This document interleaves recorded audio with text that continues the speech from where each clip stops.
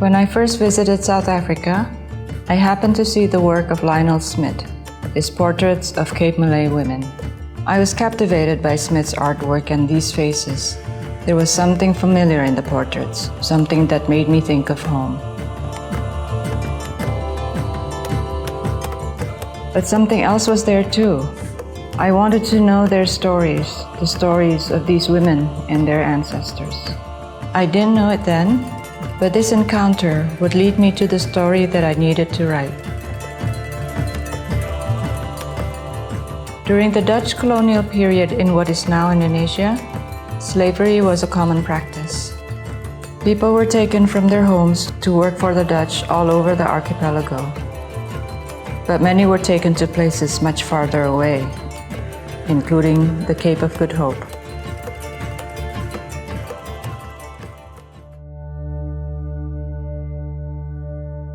A strange shape for a mountain, I notice.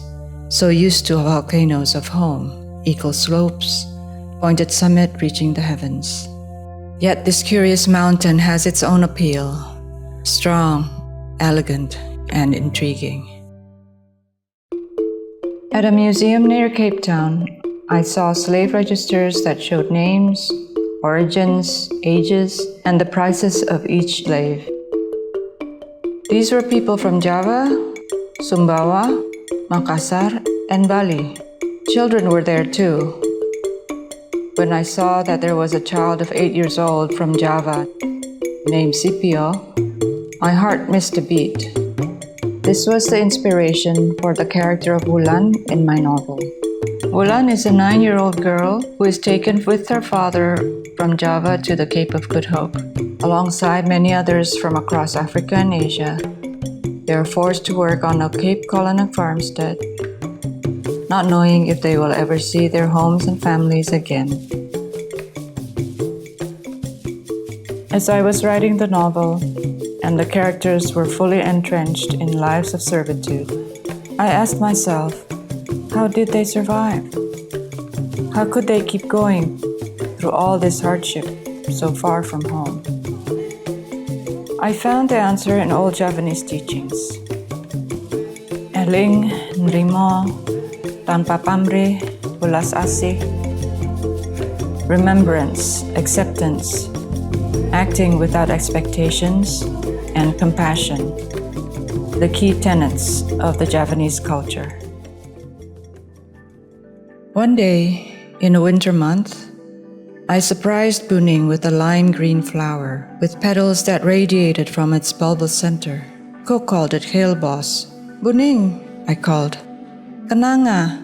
Despite the difference in shape, the lime green color reminded me of the vibrant and elegant flower from home. Buning smiled, seeing the similarity in color.